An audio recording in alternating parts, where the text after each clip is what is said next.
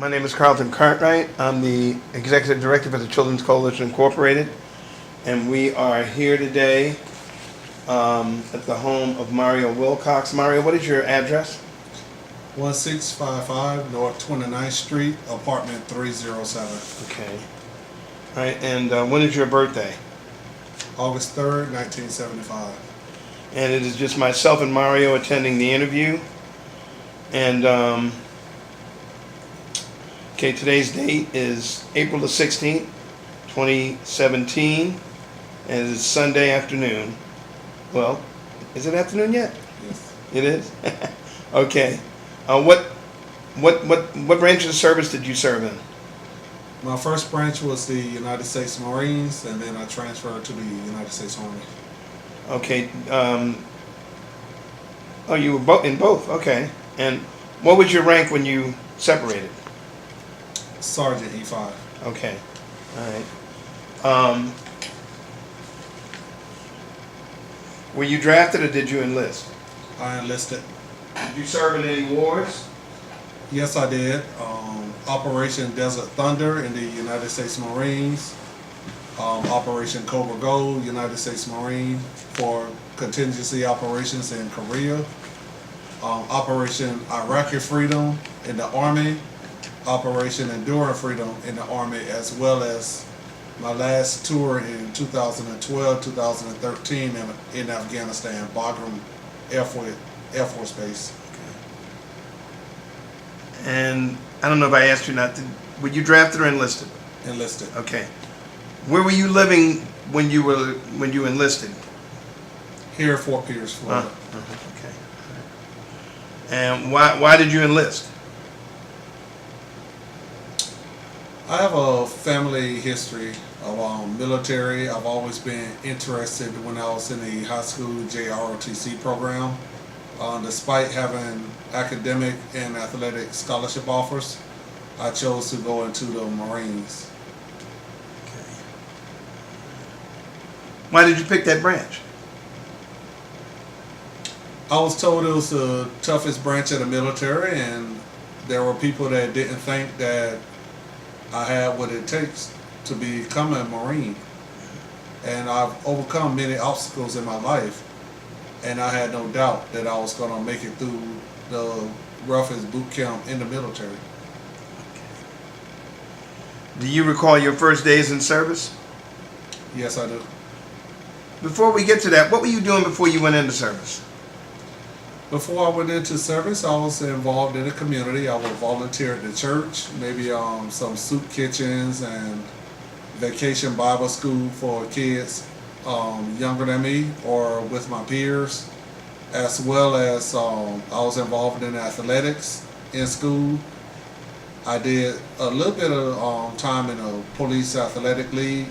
When I was in high school, I did some sports as well, speech competitions, and I did a job training / mentorship training at the Fort Pierce Police Department in 1994. So, okay, all right. Tell me about your first days in service. My first day. Where did you go? You went into the Marines first? June 19, 1994. All right, where'd you go? I remember a plane trip to Paris Island. Uh-huh. I was under the assumption that I was going to Paris, France, but however, I ended up at a small island in Beaufort, South Carolina, 2 o'clock in the morning. And I recall three muscular gentlemen with Smokey the Bear hats on, yelling at me and informing me I had 60 seconds to get off that bus, and 58 of them was already gone. Okay. Clear as day, huh? Clear as day. Okay. And they instructed me to stand on the yellow footprints on the pavement. Right. Okay. So tell me about boot camp. Tell me about it. You remember? Obviously, you remember your instructors. How'd you get through it? Tell me about it. Well, how long was it? My boot camp was 3 months long. I remember that in the initial phase, we had what we call reception. You didn't too much know what was going on. You was up for at least 72 hours without knowing. We didn't sleep for 72 hours. First 3 days? The first 3 days, you saw the sunrise, sunset, sunrise again, and sunset. And maybe a 10-minute nap in between. They issued all our clothing equipment, field equipment, everything we needed for the time frame that we were going to be there. They stripped us down of our civilian clothes. They took those away, and they took us to a small shed or a hut for haircuts where they shaved us bald. So that was the reception portion, and after 2 weeks in the reception, we met a person called the chaplain. We met a chaplain, a military chaplain, and he prayed for us, but he also reminded us that was going to be the day that we get assigned our platoon and meet our actual drill instructors was going to be a day that we would never forget. And I remember those words what the chaplain stated, because when we got turned over to our platoon, I remember the senior drill instructor introduced himself, and he introduced the training staff. And after he gave a brief introduction and his expectations, he walked out, the door closed shut, and I heard a voice that said, "Drill instructor, they are now yours." And all I recall when I was standing next to my bunk and my bunkmate was drill instructors came out of nowhere like they magically appeared. Yelling in our face, screaming, demanding us to move fast, timing us in every movement, every command. We had at least 5 seconds to execute any commands that they gave us. And I was thinking in my head what the chaplain said, that it was going to be a day that I never forgot. I thought that day, why have God forsaken me? Okay. At that particular moment. Right. And I also thought back of that Marine Corps commercial where the guy was sharpening a sword and he was doing the different sword movements. And I had a vision that was me wearing that uniform with that sword. And I recall when they was yelling at me and they were in my face and shaking me, I was thinking in my head, why did I not turn the channel back to BET what I was originally watching? I was that horrified. Okay. All right. So, okay, we moved past the 2 weeks, right? Right. So what was the next? The next phase was the marching phase. They marched us here, marched us there, everywhere.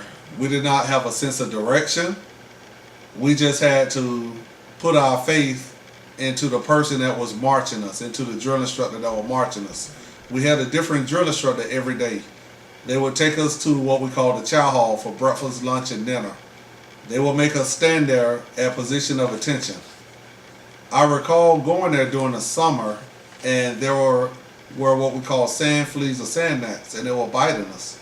We could not move. We could not hit them or anything. We was commanded not to move.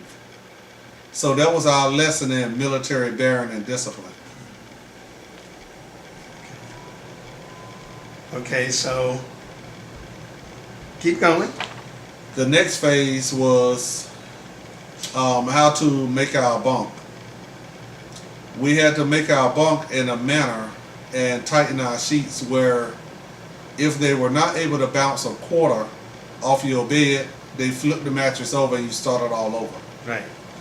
Also, you had 20 seconds to make your bunk. And it wasn't just you. It was your bunkmate as well. If you were standing in that position of attention and your bunkmate didn't make it in time, both of you got punished because you did not help your bunkmate. And that was their lesson in teamwork. You never leave a fallen person. And we were taught that we were only weak, only as strong as our weakest person. So we had to help each other out, whether it was helping him lace his boots, blouse his boots, fasten his shirt, whatever it took for him to make it in that 10-second time frame, we had to do it. Keep The going. next phase after that was field. We had to go in the field. We were taught self-defense in the field. We were taught how to defend ourselves, which was basic jiu-jitsu, Brazilian jiu-jitsu. We had boxing lessons as well, and we did pugil sticks, and we had obstacle courses where we had to run through. From that phase, we had to do what we called a crucible, where we ran through an obstacle and you had an opponent. It was like a maze. Whoever got there first, Right. it could be very tragic for the other person when they come through. That's who had an open shot. However, that competition was fun, but it teaches you how to defend yourself when you're in an unknown territory. How to go up against the unknown. You know danger exists, but you need to know how to face it, how to engage it. So after that, we learned rifle and bayonet techniques. We had a bayonet in our rifle. So we had dummies that would teach us different, we would demonstrate different kill techniques if we are engaged in hand-to-hand combat and we have to use both our rifle and bayonet. After that, we had weapons qualification. We had to do known weapons range, basic weapons marksmanship, maintenance on the weapon, and so on. We had to get in different firing positions. We even had night vision firing, where we had to wear a gas mask and fire at moving targets, and as well as qualify.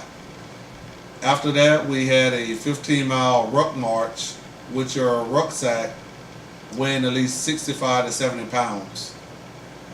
And if you had someone dropping out of the ruck march, we would assist that person, including grabbing their pack. One grab one strap, the other grab the other, to keep that person in the formation. We also had a 10-mile run with our rucksack and our boots on. We had that, in which we kept each other in formation. We never let no one fall behind us.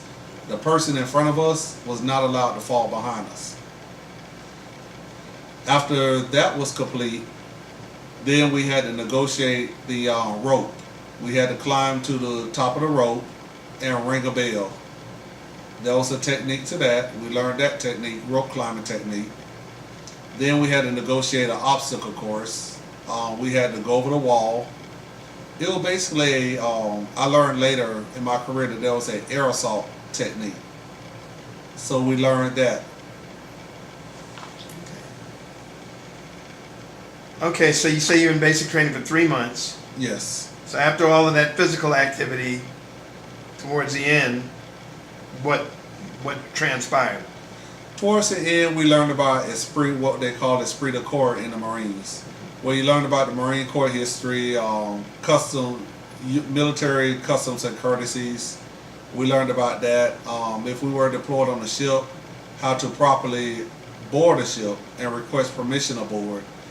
We learned about the value of our United States flag, how to pay proper respect and homage to it, what it meant to fly the flag half staff. We also learned about that, the different ceremonial songs that they will play, positions that we will have to be in, such as taps, and the meaning behind it. At that point, we were also given a written test that we had to pass on all of those questions, as well as we had different stations that we had to demonstrate each practical exercise and show proficiency in it. From that point, we did light, lawn, and maintenance. If your platoon scored the highest on the weapons qualification, you did not have to do any of the manual labor. The platoons that lost that competition, they had to do lawn, either the second place person did lawn and maintenance, second place platoon did lawn and maintenance, third place platoon had to work in a dining facility. The first place platoon, they just had to get their uniforms ready for graduation for the last 2 weeks. Okay. Which one were you in? I was in the first place platoon. How did I know? So I sort of took that for granted. Okay. So okay, you graduated. And what'd you do after graduation? Did you come home or did you go to your first duty station? After graduation, I was home for 10 days, and then I was given another 7 days for recruiter's assistant, which I was able to recruit 3 people while I was home in that week time span. I came back, recruited 3 of my former classmates, and from that point, after that was over, I spent 3 weeks at Marine Corps Training Infantry Brigade at Camp Geiger, Camp Lejeune, North Carolina, for 21 days of advanced infantry training. And after that was complete, my first duty station was actually my school, which was Communications Electronics School, 29 Palms, California, where I spent 2 months out there for that training. I learned about the radio PRC 77 hand field radio. I learned how to do field wire and fiber optics as well as satellite communications. My carry-on assignment, which was my permanent duty station, was Okinawa, Japan. Okay. So after 29 Palms, that's where you went, was to Japan? Yes, sir. And how long were you there? Okinawa, Japan, I spent 1 year and 3 months there. What'd you do? Well, I went on contingency operations at Okinawa, Japan. I was in a landing support brigade inside a communications platoon. Well, actually, our platoon was bigger than the actual company itself. We had more personnel in our platoon than they had overall, with the rest of the maintenance, etc., in the company. So we were deployed to different contingency operations, such as Operation Cobra Gold with the Navy Seabees, where we built POSCO Pier in South Korea, Pohang, South Korea. And we did operations in South Korea. I also played on a unit basketball team over in Japan and for the National Honda Corporation. Okay. Good for you. Congratulations. How were the people on the? How did you get along with the Japanese people? I got along great with the Japanese people. Of course, they were the host country. So while I was there, I took an interest in their customs and courtesy. Under the SOFA status, the status of force agreement, if we broke any laws, the military base was obligated to turn us over to them. But however, I was a law-abiding citizen. I treated the host country the same as I would want them to treat me in my country. Right. If they were visiting. So with that being said, I took an interest in their language, which was kanji. And I had to learn that to communicate with cab drivers, restaurant owners, learn how to read the menu, learn how to take the bus. So I had the opportunity to drive my own personal vehicle, but I learned a lot just taking their buses and learning about their schools, right, and their restaurants. So they appreciated that, and they, for the most part, took me under their wing. Okay. So you made friends? Made a lot of friends throughout the community. How was the food in basic training? I can't say that the food was great. I cannot say that it was terrible. Okay. All right. From the time they gave us our plate and we sat down, we had only 1 minute to eat it, so I really didn't have time to actually experience it on my taste buds. Taste it, huh? Gotcha. So how was the food on the economy? I'd like to know about the base and out on the economy in Japan. I enjoyed the food out on the economy more than I enjoyed the food on the base, because the food on the base is what I was used to in living at home here in the United States. Okay. The food on the economy was different. Prior to going over there, I would never even look at sushi or think about eating raw fish. Right. Over there, I ate sushi. Okay. You eat it here? Yes, I now eat it. I eat sushi up to this day. I know how to make sushi. Okay. And they have a dish called yakisoba Uh-huh. with beef and noodles that I make up to this day. Oh, okay. It's one of my favorite dishes up to this day. Stir fry with stir fried vegetables up to this day. Okay. All right. So I take it you had a pretty good tour in Japan. Yes, I did.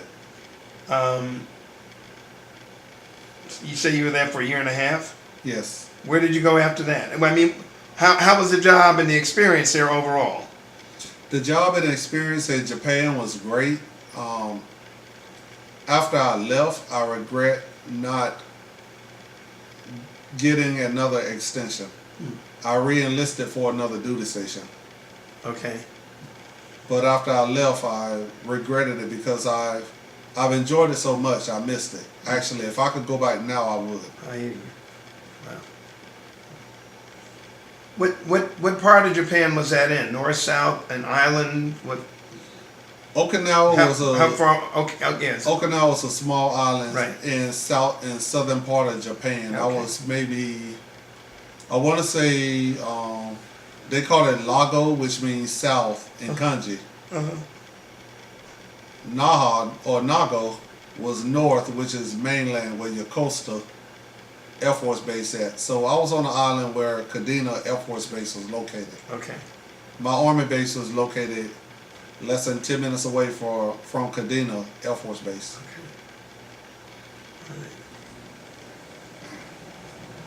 Okay, so after you left Okinawa, where were you stationed? I went back to North Carolina, Camp Lejeune, North Carolina, on the main side of North Carolina. How many years were you in the Marines? I did total of 4 years, 6 months active, and then I did the rest of my time reserve, which gave me a total of 6 years. Okay. All right. So you were stationed back stateside after Stateside. Japan for Right. how long? For the remainder of my Marine Corps career. Okay. And where was that? The unit that I went to at Camp Lejeune was 2nd Medical Battalion, 2nd Force Service Support Group. And did you retrain, or were you doing the same job? They retrained me in other areas, such as legal administration clerk. Say it again. I was retrained Uh-huh. in the area of legal administration clerk, Uh-huh. as well as rear area security, embassy guard. Okay. And so you were trained in both of those fields. In both of those fields, And which job did you do? Both? both Where? at within my battalion, Okay. and also with the embassy guard, we would go to different embassies over in the Persian Gulf, whether it's Kuwait, whether it's Korea, whether it's Africa. You know, I kind of bounced around. Some locations I can't disclose. Okay, fine. That's fine. I understand that completely. Okay, and you pulled that duty to the end of your active duty with the Army. I mean, with the Marines. Yes, sir. Did you see any combat during that time? Yes, I did. We were in the Persian Gulf, and we were headed home. Actually, we was headed to the port of South Africa. Uh-huh. And during that time, that's when Saddam Hussein was threatening his people with the deadly gas. Right. And our fleet was called over there. Okay. So we went over there. We were streamlined to that until we were relieved from another fleet out of Rota, Spain. So did anybody get hurt in your company or group? No one got hurt. Any but casualties? No casualties that I'm aware of. Okay. You were going to say but something. Well, with our presence over there, that deterred Saddam Hussein from threatening that gas. Okay. So you didn't use it? He didn't use it. Okay. All right, so you finished your active duty tour, Yes, sir. okay, without any major incidences? Without any major incidences. Okay. And so then you came home Correct. and you did your reserve duty. Correct. Where? Camp Lejeune, North Carolina. Same unit. I just was a reservist at that point. And you stayed there and worked? You had a regular job, a civilian job? I went to school full time. Where? I went to school, I want to say at Coastal Carolina Community College. You used your GI Bill? Yes, for in the area of criminal justice. Did you finish your degree? Yes. Okay, so you have a master's degree or a bachelor's? I have a bachelor's. Okay. All right. Did you go on any active duty while you were in the reserve? Were you deployed? Let me ask that correctly. Not while I was in the Marine Corps Reserves. It wasn't until I transferred to the Army National Guard. Okay. So what year did you? Oh, you went in. Oh, so when you finished the 2 years with the Marines, Right. the reserve, you went into the Army National Guard. Correct. Okay. All right. And where was that?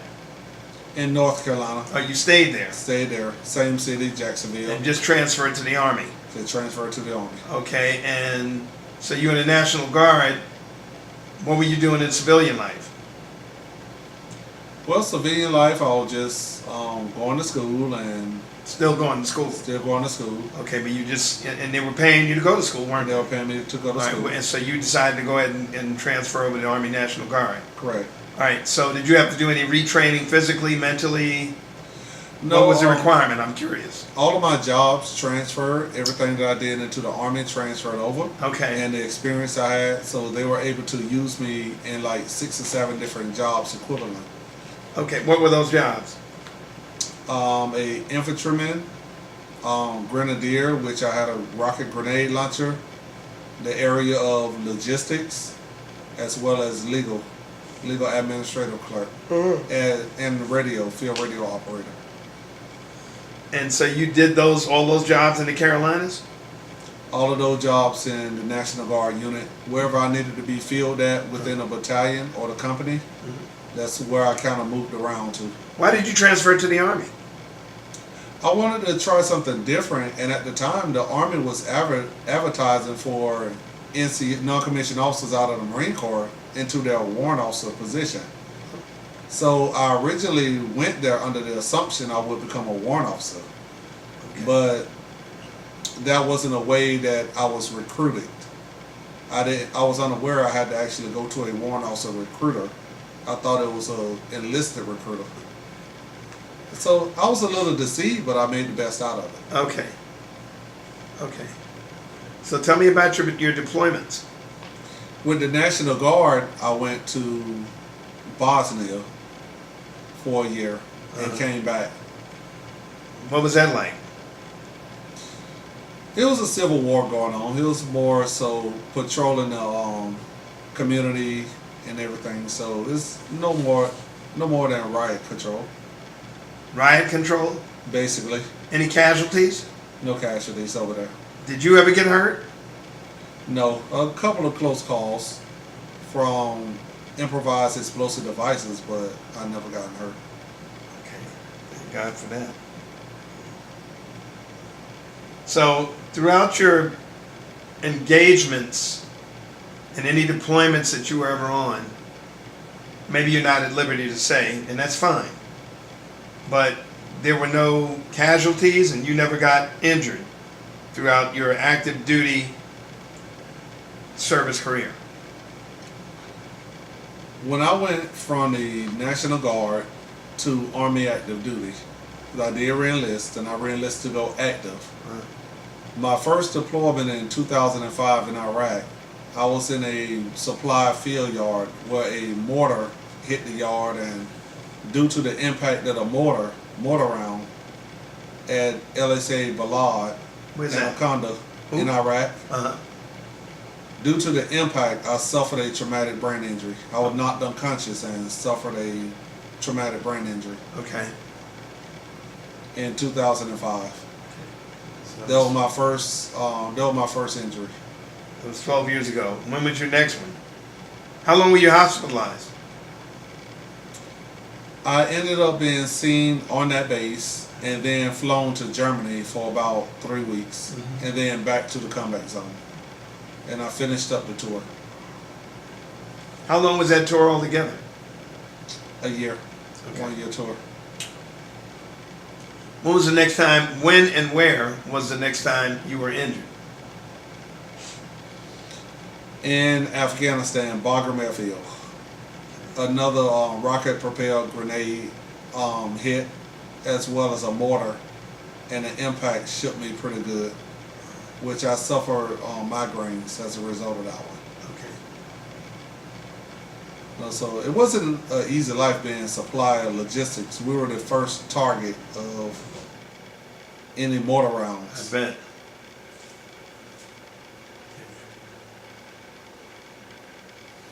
Okay. And besides yourself, I mean, were there any casualties in any of your units? I imagine if you got hurt, you weren't the only person to get. I remember at Bagram Airfield Uh-huh. that there were some casualties from a IED that went through the airport and exploded inside the airport. There were some personnel, military personnel inside the airport that got injured or hurt, but I'm not for sure how many casualties. And outside the base on a patrol, there was some casualties, people that got killed in battle. Part of my job also was to do what we call hero ceremonies. We would receive the remains when they come on the plane, when they're flown to our base. Right. And we would properly receive them and transfer them to the mortuary affairs unit. Okay. So that was part of my job as logistics. Uh-huh.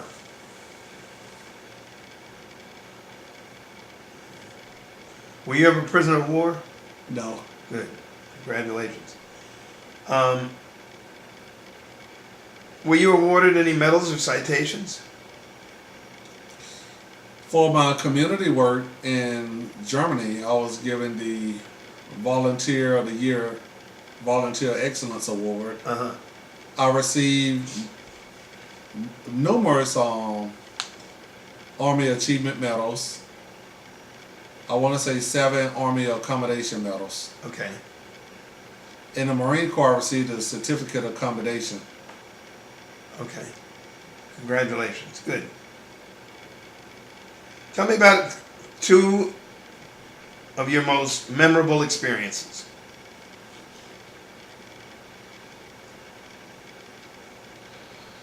Two of my most memorable experiences would be in the Marine Corps. We were at a training exercise, at a field training exercise, and 2 helicopters collided. It was late at night. I was the radio operator inside the hospital safety vehicle at that time.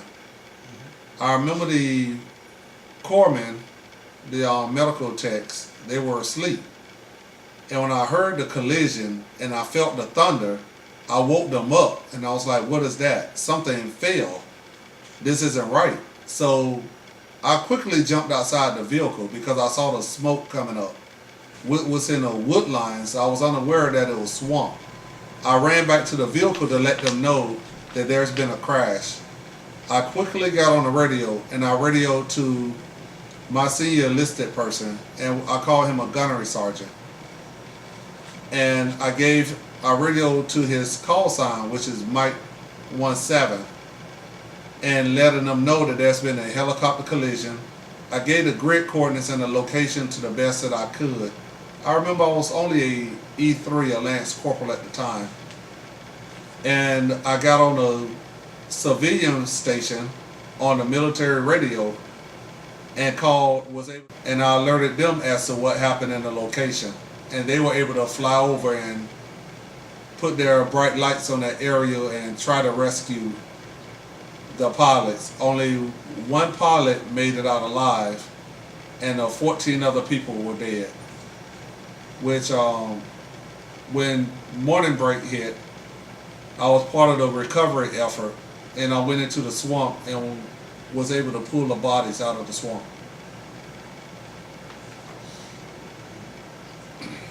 So that was one moment. Right.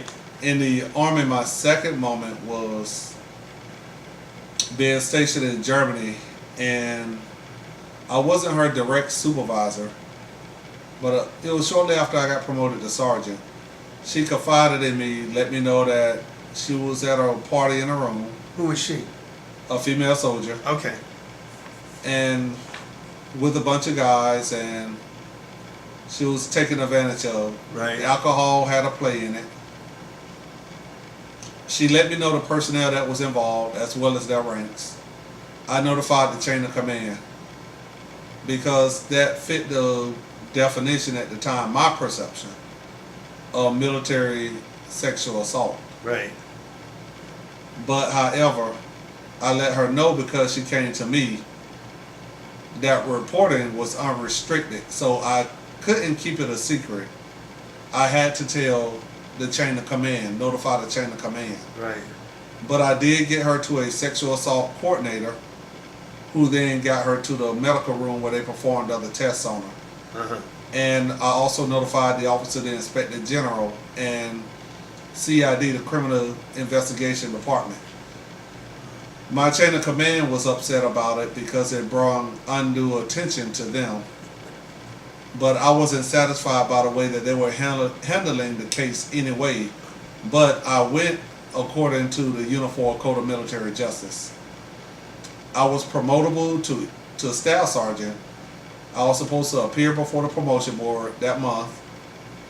And had I appeared before that promotion board, I would have been recommended based off of my military service record. And I had more than enough points to be promoted to staff sergeant. Right. However, due to that incident and my commitment to the soldier versus the higher ups involved, I never saw the rank of staff sergeant, E6 nor E7.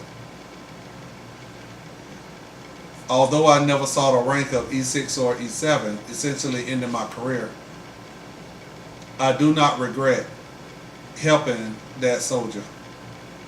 I was taught in the Marine Corps that my job is to stand up for people who cannot stand up and defend for themselves. And that's exactly what I did.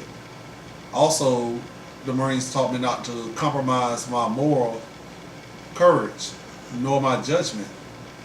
And I executed those duties, not just of that, but as a leader as well. However, I did face backlash over it. Mm-hmm. And if I could do it again, I would help out another soldier the same exact way. Mm-hmm.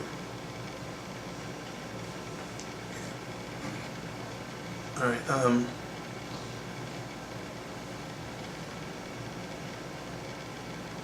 Okay. How did you stay in touch with your family while you were in the service? Occasionally phone contact, mostly letters, and if my family was worried about me, they would contact American Red Cross.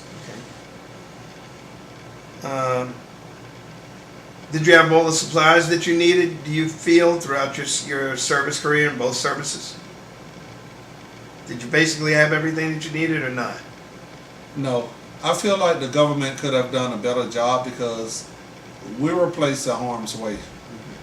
The war that we were fighting, we were not fighting a war or a battle inside an office or sitting at a conference room table or a teleconference.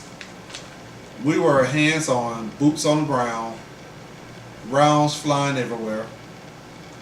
If you take the wrong step, assuming that it's an ant mound, it could be your last step because that was an improvised explosive device or a claymore mine.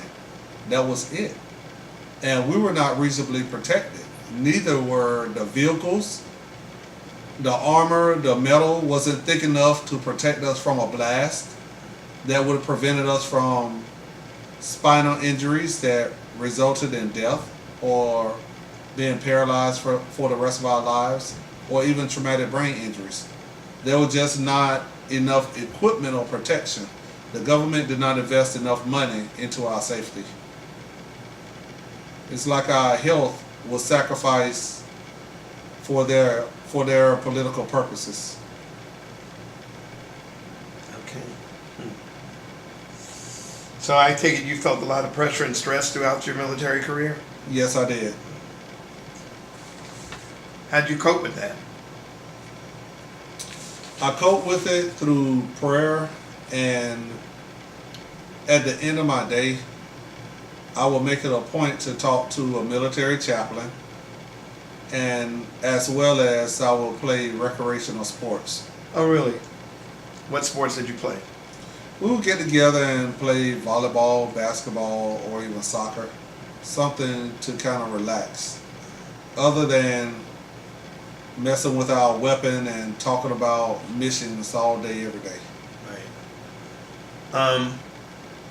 When you went on leave, where'd you go? Did you stay with, in other words, did you come home or did you go someplace local to where you were stationed, so to speak? When I were allowed to go on leave, majority of the time I was given a short window for leave time because it was time to go to deployments. I had to go local. I went around places local like Nashville, Tennessee, places of that nature. Occasionally I would come home, or I would visit family members close by. Uh-huh. When you were stationed in Japan, did you come home on leave or did you stay local? And I stayed in Japan. you stayed there, okay. All right.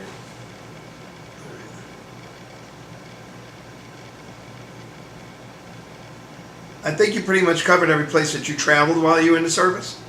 Yes. Okay, I thought so. You recall anything particularly humorous or unusual events? A lot of it was humorous. Yeah. Well, all of it really was humorous because when you talk about the politics of it, it was all humorous. Including, I know it's a serious matter, Right. but we were able to share some humor with it. As soldiers would get together and make humor out of it. Mm-hmm. We weren't sensitive towards each other. There was some racism, but still we found humor in it. Because we came from different backgrounds where we were ignorant of the other person's culture. Right. But we learned about each other. And I would say some of them were involved in extremist organizations such as the Confederate Skinheads or the Ku Klux Klans, even various known gangs, Crips and Bloods. I was stationed with notorious people in those organizations. But when it came down to it, in uniform, we were professionals. Outside of uniform, if I was out on a town and something occurred to me, those same people would come to my aid. If I picked up that phone and called, they were there. When we were in combat, we bled the same. Right. But when we came back to the United States, due to the stigma of society and the separatism, it went back to that. Now, I have those same friends on Facebook.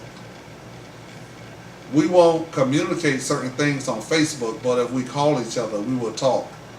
And we still share the same views. We don't regret going into the military. We all agree that we became a better person.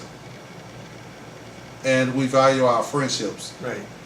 We just wish the rest of society would have learned, as well as our elected officials, would have learned the lessons that we have learned, or get to know us as humans, and not people to be sacrifices for political gain. What did you think of officers or fellow soldiers? You just said part of that. What I thought about officers, Uh-huh. I had some officers in charge of me, and I was a logistician, so we had to give updates and briefs in meetings. I did not allow my officer to speak. He didn't go to a real boot camp. I used to tease him about that. He only went to college, and he went through an obstacle course and became an officer. Right. However, I was the expert subject matter in my field, and my job was to protect him.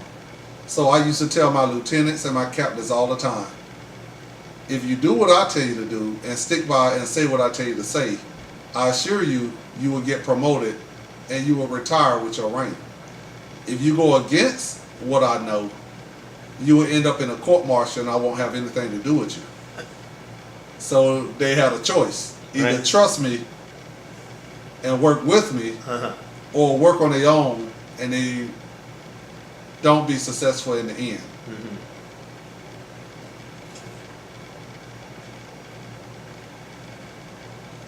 Where were you when your final days in the military? Where were you? Fort Campbell, Kentucky. Okay, what did you do in the days and the weeks afterwards?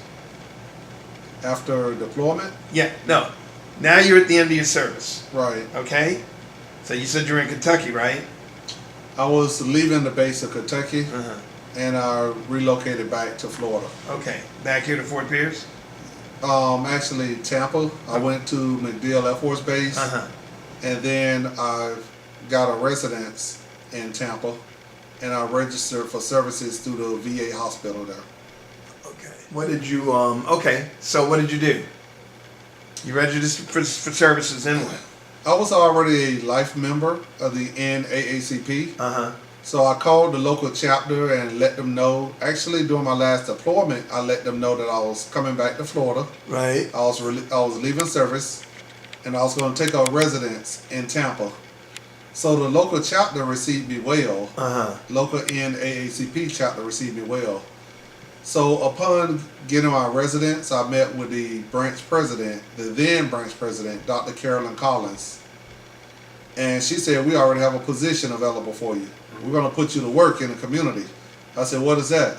She said, you're going to be our chairman for Armed Services and Veteran Affairs for the NAACP, Hillsborough County chapter. Okay. So I worked there as a chairman, and I took on various issues within Veteran Affairs. And I worked in a community serving my fellow veterans, whether it was donating school supplies to dependents of veterans, book bags and school supplies, or food boxes to veterans in need of assistance. I've done a myriad of things. Through those things, it carried me into the NAACP annual awards banquet. Right. And I was feeling under the weather. My branch president told me to come anyway. So upon her request, I fulfilled my commitment. I told her I would not stay long. And she said she appreciated if I could come for at least the first 3 hours.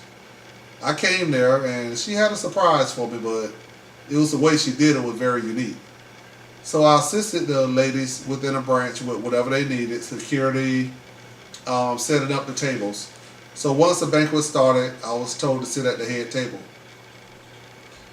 And they called the names for awardees for the Unsung Hero, and my name was called. And I was shocked to be awarded anything, because I never looked for an award. I never looked for nothing in return. And two, it was the Unsung Hero Award from the NAACP, which is a rare and prestigious award. So I was shocked that honor was bestowed upon me in 2014 at the Freedom Fund banquet. Congratulations again. Thank you.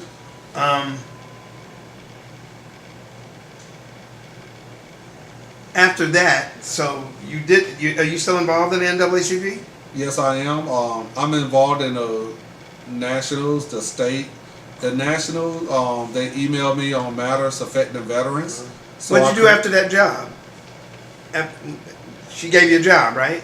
Right, I still work it up to this day. Although I'm in Fort Pierce, I still, any veteran issues or veterans that stop in Tampa NAACP office, Right. they automatically call me. Okay. They communicate with me via phone because they know I'm knowledgeable on the resources. Right. And I communicate what needs to be happening via phone call or email to the NAACP staff there to assist that particular veteran. Okay. Including I speak with the veteran themselves. I give them permission to forward my information to the veteran themselves, so we could establish a relationship. So that's how I work that. I'm the same with Lakeland, which is Polk County NAACP. I fill the gap for there. So for nationals, I'm the point person for Veteran Affairs for the NAACP for the state of Florida now, Okay. and as well as the southeastern states. Right. I participated in a phone conference that National has. If the Joint Task Force for the NAACP for Veteran Affairs Right. meet, they send me an email, they ask me questions, I send information to them, and they meet with the lawmakers and the legislators in Washington, D.C. Right. based off of what I communicate to them. Uh-huh. So that's my involvement in that area, as well as the Shriners, the Prince Hall Shrine. I'm the temple director for the NAACP within the Shriners organization. Okay. I just have a couple more questions for you. Yes, sir. Did your military experience influence your thinking about war or about the military in general? Okay. And how did your service and experience affect your life? My military experience did influence my thinking about the war, because the generation that's going to war now, they have no idea the real reason they're over there. They don't know the logistics that's involved, the politics that's involved. They don't know. And I feel that they don't have the training, the adequate training to even survive over there or accomplish a mission with the new leadership. As I was leaving the military, I saw the new generation and the younger leadership coming in and the changes. I wasn't in agreement with the changes that was implemented, because more casualties has been lost with the new system that they has implemented, more so than the training that I received in 1994. I feel like we need to go back to what was working and the developmental training. As far as my life, yes, my life has been affected by my military service. I found out that I suffer post-traumatic stress disorder from combat experience. Mm-hmm. I have suffered occasionally depression due to my experiences. My conflict with the chain of command, when I'm taking care of soldiers, when I'm advocating, soldiers that are victims of discrimination or sexual assault, that they are trying to cover up, but I'm doing the right thing according to the Uniform Code of Military Justice by fighting against it. Yes, I have suffered trauma to the extent of I have a distrust with some of my local leaders. For example, the police department.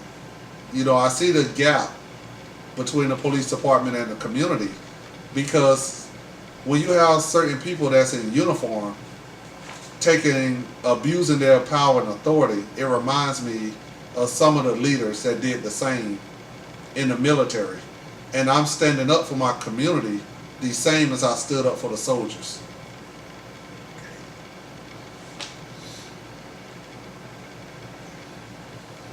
Is there anything else you'd like to add to the interview that we haven't covered? No, sir. Okay, well, in that case, I want to thank you for your service. Thank you for the interview. Thank you for interviewing me. And, oh, you're more than welcome. That's my job.